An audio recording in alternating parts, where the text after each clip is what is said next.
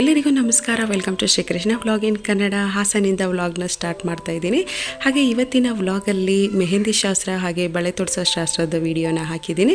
So ವಿಡಿಯೋನ ಎಲ್ಲ skip ಮಾಡ್ದೇನೆ ಎಂಡರ್ಗೂ ನೋಡಿ, ಹಾಗೆ ನನ್ನ ಚಾನಲ್ನ ಸಬ್ಸ್ಕ್ರೈಬ್ ಮಾಡ್ಕೊಳ್ಳಿ. ಹಾಸನಲ್ಲಿ ಸ್ವಲ್ಪ ಶಾಪಿಂಗ್ ಇತ್ತು, ಅಮ್ಮ ಇನ್ಸ್ಕರ್ಟ್ ಎಲ್ಲ ಥರ ಕೇಳಿದರು. ಅವ್ರ ಶಾಪಿಂಗ್ ಮುಗಿಸ್ಕೊಂಡು ನಮ್ಮದು ಕೂಡ ಶಾಪಿಂಗ್ ಇತ್ತು. ನಾವು ಜ್ಯುವೆಲರಿ ಎಲ್ಲ ಬುಕ್ ಮಾಡಬೇಕಾಗಿತ್ತು, ಹಾಗೆ ರೆಂಟಿಗೆ ಜ್ಯುವೆಲರಿನ ಬುಕ್ ಮಾಡಿ ಹೋಗೋಣ ಅಂತ ಬಂದಿದ್ವಿ ಮದುವೆಗೆ. ನಾನು ಸ್ವಲ್ಪ ಸಿಂಪಲ್ಲಾಗಿ ತೊಗೊಳ್ಳೋಣ ಅಂತ ನೋಡ್ತಿದ್ದೆ. ನನ್ನ ತಂಗಿ ಇಲ್ಲ ಸ್ವಲ್ಪ ಗ್ರ್ಯಾಂಡ್ ಆಗಿರುವಂಥ ಜ್ಯುವೆಲರಿನ ತೋರಿಸಿ ಮದುವೆ ಫಂಕ್ಷನ್ಗೆ ಚೆನ್ನಾಗಿರುತ್ತೆ ಅಂತ ಹೇಳಿ ಗ್ರ್ಯಾಂಡ್ ಆಗಿರುವಂಥ ಜ್ಯುವೆಲರಿನ ಬುಕ್ ಮಾಡಿದ್ವಿ. ಸೊ ಯಾವ ಥರ ಜ್ಯುವೆಲರಿನ ಬುಕ್ ಮಾಡಿದ್ದು ಅಂದರೆ ಮುಂದೆ ಬರುವ ವ್ಲಾಗಲ್ಲಿ ನೋಡಬೇಕಾಗುತ್ತೆ. ಆ ವ್ಲಾಗಲ್ಲಿ ತೋರಿಸ್ತೀನಿ ನಾನು ಯಾವ ಥರ ಜ್ಯುವೆಲರಿನ ಬುಕ್ ಮಾಡಿದ್ದೆ ಅಂತ. ಮದುವೆ ವ್ಲಾಗ್ನ ಹಾಕ್ತೀನಲ್ಲ, ಸೊ ಮಿಸ್ ಮಾಡ್ದೇ ನೋಡಿ. ಹಾಗೆ ನನ್ನ ಚಾನಲ್ನ ಯಾರೆಲ್ಲ ಸಬ್ಸ್ಕ್ರೈಬ್ ಮಾಡ್ಕೊಳ್ದಲ್ಲೇ ವಿಡಿಯೋ ನೋಡ್ತಾ ಇದ್ದೀರಿ, ಸಬ್ಸ್ಕ್ರೈಬ್ ಮಾಡಿಕೊಂಡು ವಿಡಿಯೋನ ನೋಡಿ, ಹಾಗೆ ಒಂದು ಲೈಕ್ ಕೊಡೋದನ್ನ ಮರಿಬೇಡಿ. ಸೊ ಇಲ್ಲಿ ಬ್ಯಾಂಗಲ್ಸ್ ಎಲ್ಲ ತುಂಬಾ ಚೆನ್ನಾಗಿತ್ತು, ಕಲರ್ ಬ್ಯಾಂಗಲ್ಸ್ ಇತ್ತು. ನಾನು ಸೀರೆ ಮ್ಯಾಚಿಂಗ್ ಕಲರು ಬ್ಯಾಂಗಲ್ಸ್ನ ತಗೊಂಡೆ. ಹಾಗೆ ನನ್ನ ಮಗಳಿಗೆ ಕೂಡ ಬ್ಯಾಂಗಲ್ಸ್ನ ಕೊಡಿಸ್ದೆ, ಮತ್ತು ನನ್ನ ತಂಗಿ ಮಗಳು ಅವರು ಕೂಡ ಬ್ಯಾಂಗಲ್ಸ್ ತಗೊಂಡ್ರು.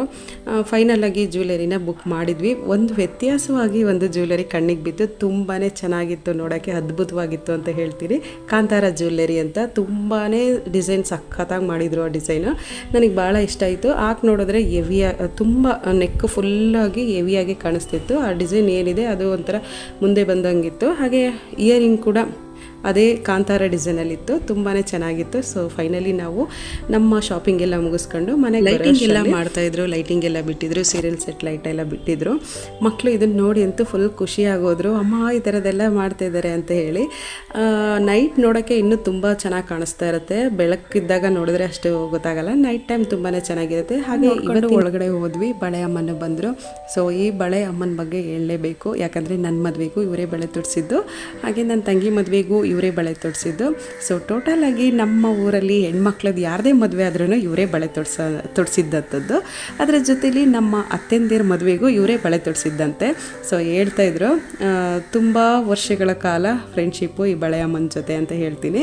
ಹಾಗೆ ಹಾಸನಲ್ಲಿ ಯಾರಾದರೂ ಈ ವಿಡಿಯೋ ನೋಡ್ತಾಯಿದ್ರೆ ನಮ್ಮ ಹಾಸನ ಕಡೆ ಕಪ್ಪು ಬಳೆನೇ ಮದುವೆಗೆ ಹಾಕುವಂಥದ್ದು. ಹಾಗೆ ಬೇರೆ ಊರ ಕಡೆ ಬೇರೆ ಕಲರ್ ಬಳೆನ ಹಾಕ್ತಾರೆ. ಸೊ ಕೆಲವೊಂದು ಮದುವೆಯಲ್ಲಿ ನಾನು ನೋಡಿದ್ದೀನಿ ಹಸಿರು ಬಳೆ ಇಲ್ಲ ಕೆಂಪು ಶಾಣಿ ಬಳೆಗಳನ್ನ ಹಾಕಿರ್ತಾರೆ.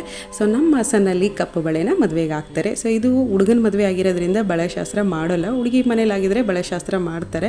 ನಮ್ಮ ಮನೇಲಿ ನಡೀತಿರೋ ಲಾಸ್ಟ್ನೇ ಮಂಗಳ ಕಾರ್ಯ, ಹಾಗಾಗಿ ನಮಗೆ ಬಳೆ ತೊಡಿಸ್ಬೇಕು ಅಂತ ಹೇಳಿ ಅವ್ರನ್ನ ನಾವೇ ಫೋನ್ ಮಾಡಿ ಕರೆಸ್ಕೊಂಡು ಬಳೆ ಹಾಕಿಸ್ಕೊಳ್ತೀವಿ. ಯಾರಾದರೂ ಹಳ್ಳಿಯವರು ಈ ವಿಡಿಯೋ ನೋಡ್ತಾ ಇದ್ದರೆ ಗೊತ್ತಿರುತ್ತೆ.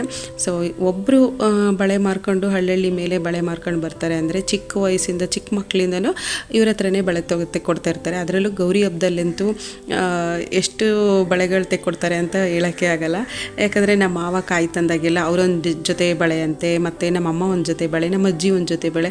ಸೊ ಬಳೆಗಳ ರಾಶಿನೇ ಆಗೋಗಿರುತ್ತೆ ಗೌರಿ ಹಬ್ಬದಲ್ಲಿ.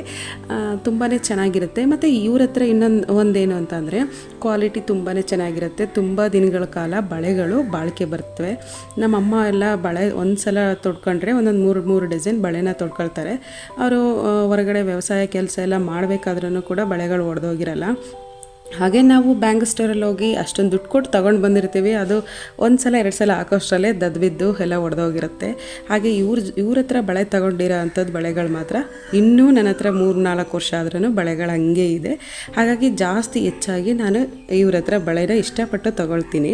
ಬ್ಯಾಂಕ್ ಸ್ಟೋರಲ್ಲಿ ತೊಗೊಳೋದ್ರಕ್ಕಿಂತ ನನಗೆ ಈ ರೀತಿ ಬಳೆ ತೊಟ್ಕೊಳ್ಳೋದು ಅಂದರೆ ತುಂಬ ಇಷ್ಟ. ನಮ್ಮ ಅಜ್ಜಿ ಆಗಿರ್ಬೋದು, ಅಮ್ಮ ಆಗಿರ್ಬೋದು, ಯಾವಾಗಲೂ ಅಷ್ಟೇ ಸಿಟಿಗೆ ಹೋಗಿ ಬ್ಯಾಂಕ್ ಸ್ಟೋರ್ಗೆ ಹೋಗಿ ಬಳೆ ತೊಟ್ಕೊಂಡಿದ್ದು ನೋಡಿದ್ದೇ ಇಲ್ಲ. ಇವ್ರ ಹತ್ರನೇ ಊರಲ್ಲಿ ಬಳೆ ತೊಟ್ಕೊಳ್ತಾರೆ.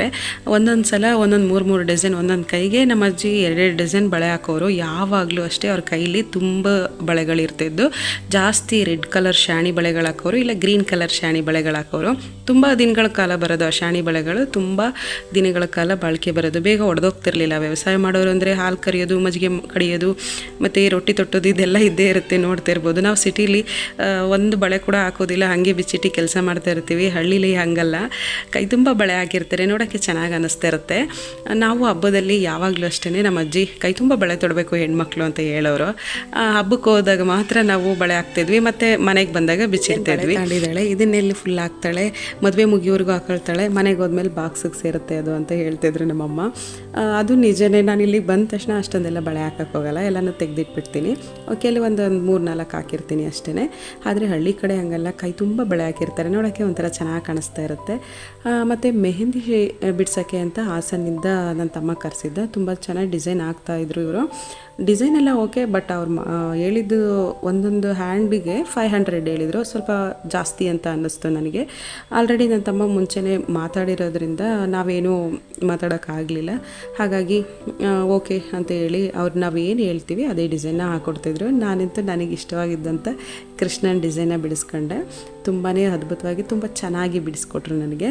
ಮೊದಲು ನನ್ನ ತಂಗಿ ಹಾಕ್ಕೊಂಡ್ಲು. ನಾನು ಅಡುಗೆ ಮಾಡ್ತಾಯಿದ್ದೆ. ನಾನು ಮೆಹಂದಿ ಹಾಕಿಸ್ಕೊಂಡು ಒಣಗಿಸ್ಕೊಂಡು ಬೇಗ ತೊಳ್ಕೊಳ್ತೀನಿ, ಊಟಕ್ಕೆ ಕೊಡೋ ಅಷ್ಟರಲ್ಲಿ ನೀನು ಬೇಗ ಅಡುಗೆ ಎಲ್ಲ ಮುಗಿಸು ಅಂತ ಹೇಳಿ ಅವಳೇ ಫಸ್ಟ್ ಹಾಕಿಸ್ಕೊಂಡ್ಲು.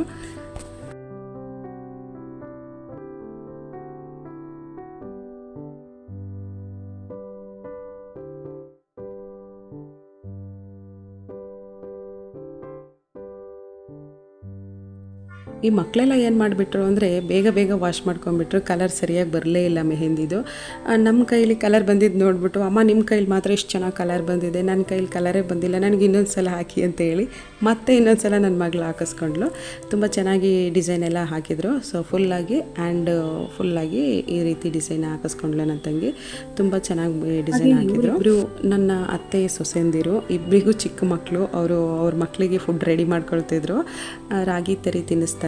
ಸೊ ಹಾಗಾಗಿ ನಾನೇ ರೆಡಿ ಮಾಡ್ಕೊಳ್ತೀನಿ ಅಂತ ಹೇಳಿ ಮಾಡ್ಕೊಳ್ತಾಯಿದ್ರು. ಇಬ್ಬರು ಚಿಕ್ಕ ಮಕ್ಕಳಾಗಿರೋದ್ರಿಂದ ಏನೂ ಕೆಲಸ ಮಾಡೋಕ್ಕಾಗ್ತಿರ್ಲಿಲ್ಲ. ಫುಲ್ಲು ಮಕ್ಕಳನ್ನೇ ನೋಡ್ಕೋಬೇಕಾಗಿತ್ತು. ಹೊಸ ಮುಖ ಪರಿಚಯ. ಮಕ್ಕಳು ಕೂಡ ಒಬ್ರ ಹತ್ರನೂ ಹೋಗ್ತಾನೆ ಇರಲಿಲ್ಲ. ಹೊಸದಾಗಿ ಮುಖ ಪರಿಚಯ. ಅವ್ರಿಗೆ ನಾವು ಎಲ್ಲಿಗೆ ಬಂದಿದ್ದೀವಿ ಅನ್ನೋ ರೀತಿಲಿ ಫೀಲ್ ಆಗ್ತಾ ಇರುತ್ತೆ ಅಲ್ವಾ. ಕ್ಯೂಟಾಗಿತ್ತು ಮಗು ಅಂತ ನೋಡೋಕ್ಕೆ. ಇಬ್ಬರು ಮಕ್ಕಳು ಕ್ಯೂಟಾಗಿತ್ತು, ಚೆನ್ನಾಗಿದ್ರು ನೋಡೋಕ್ಕೆ. ನಾವು ತುಂಬ ದಿನಗಳಾಗಿತ್ತು ಈ ಥರ ಸಣ್ಣ ಮಕ್ಕಳನ್ನ ಮುದ್ದಾಡಿ. ಫೈನಲಾಗಿ ನಾನು ಕೂಡ ಅಡುಗೆ ಎಲ್ಲ ಕಂಪ್ಲೀಟಾಗಿ ಮುಗಿಸಿ ನಾನು ಮೆಹಂದಿ ಹಚ್ಚಿಸ್ಕೊಳ್ಳೋಕ್ಕೆ ಬಂದೆ. ತುಂಬ ಚೆನ್ನಾಗಿ ಡಿಸೈನ್ನ ಹಚ್ಚಿದ್ರು. ನಾನು ಏನು ಹೇಳ್ತೀನಿ ಅದೇ ಡಿಸೈನ್ನ ಮಾಡಿಕೊಟ್ರು. ನನಗೆ ತುಂಬ ಖುಷಿ ಆಯಿತು. ಅವ್ರು ಹಾಕಿದ್ದು ಡಿಸೈನ್ ನೋಡಿ ನಾನು ಕೃಷ್ಣನ ಡಿಸೈನ್ ಹಾಕೋಕ್ಕೆ ಹೇಳಿದ್ದೆ. ಸೊ ಚೆನ್ನಾಗಿ ಹಾಕೊಟ್ರು. ಆದಷ್ಟು ನೀಟಾಗಿ ಹಾಕೊಟ್ರು. ತುಂಬ ಚೆನ್ನಾಗಿ. ಮನೆಗೆ ಮದುವೆ ಕಳೆ ಬರೋದೇ ಮನೆ ತುಂಬ ಜನ ಇದ್ದಾಗ.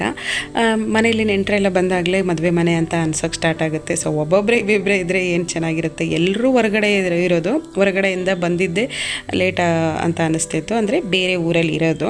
ಸೊ ಅಲ್ಲಿಂದ ಒಬ್ಬೊಬ್ಬರಾಗಿ ನೆಂಟರುಗಳು ಒಂದೊಂದು ಸೇರಿಕೊಂಡ್ರು. ತುಂಬಾ ಖುಷೀಲಿ ಎಂಜಾಯ್ ಮಾಡಿ ಮದುವೆನ ಮಾಡಿದ್ವಿ. ಸೊ ನಾನು ಮುಂದೆ ಬರುವಂಥ ವ್ಲಾಗಲ್ಲಿ ಮದುವೆ ಯಾವ ರೀತಿ ಆಯಿತು, ಮದುವೆನ ಯಾವ್ಯಾವ ಶಾಸ್ತ್ರ ಎಲ್ಲ ಮಾಡಿದ್ವಿ ಅನ್ನೋದ್ರ ಬಗ್ಗೆ ಡೀಟೇಲಾಗಿ ವೀಡಿಯೋನ ಹಾಕ್ತೀನಿ. ಸೊ ನನ್ನ ವೀಡಿಯೋನ ಎಲ್ಲ ಸ್ಕಿಪ್ ಮಾಡ್ದೇ ಎಂಡವರೆಗೂ ನೋಡಿ. ಹಾಗೆ ಯಾರೆಲ್ಲ ಸಬ್ಸ್ಕ್ರೈಬ್ ಮಾಡ್ಕೊಂಡಿಲ್ಲ ಸಬ್ಸ್ಕ್ರೈಬ್ ಮಾಡಿ. ಎಲ್ಲರೂ ಸೇರಿದ್ದಾಗ ಹರಟೆ ಹೊಡೆಯೋದಂತೂ ಖಂಡಿತ ಇದ್ದೇ ಇರುತ್ತೆ. ತುಂಬ ದಿನಗಳ ಮಾತು, ಹಾಗೆ ತುಂಬ ದಿನದ ಎಲ್ಲ ಥರದ ಮಾತುಗಳು ಕೂಡ ಇರುತ್ತೆ. ಅದನ್ನೆಲ್ಲ ಮಾತಾಡಿಕೊಂಡು ಹರಟೆ ಹೊಡ್ಕೊಂಡು ಮೆಹಂದಿ ಶಾಸ್ತ್ರನ ಕಂಪ್ಲೀಟಾಗಿ ಮುಗಿಸ್ಕೊಂಡ್ವಿ. ಮೆಹಂದಿ ಡಿಸೈನ್ನ ಬರೆಯೋರೇ ಬೇರೆಯವರಿದ್ದರು, ಅದರ ಫಿಂಗರ್ಗೆ ಫಿಲ್ ಮಾಡೋರೇ ಬೇರೆಯವರಿದ್ದರು. ಸೊ 2 ಜನ ಬಂದಿದ್ದರು.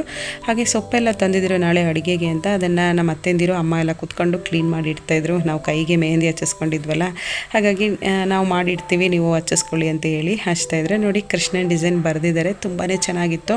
ಸೊ ನನ್ನ ಮಗಳಿಗೆ ನಾನು ವಿಡಿಯೋ ಮಾಡ್ಕೊಳ್ಳೋಕೆ ಹೇಳಿದ್ದೆ. ತುಂಬ ಶೇಕ್ ಮಾಡಿ ವಿಡಿಯೋ ಮಾಡಿದ್ದಾಳೆ. ಸೊ ಕ್ಲಿಯರಾಗಿ ಯಾವುದಿತ್ತು ಅದನ್ನು ಮಾತ್ರ ಎಡಿಟ್ ಮಾಡಿ ಹಾಕಿದ್ದೀನಿ. ನಾನು ಸೈಡಲ್ಲಿ ಯಾವ ಥರ ಮದುವೆ ಶಾಸ್ತ್ರ ಎಲ್ಲ ಮಾಡ್ತಾರೆ ಅನ್ನೋದ್ರ ಬಗ್ಗೆ ವಿಡಿಯೋನ ಮಾಡಿದ್ದೀನಿ. ಮದುವೆ ಶಾಸ್ತ್ರದ ವಿಡಿಯೋ ಎಲ್ಲ ಮಾಡಿದ್ದೀನಿ.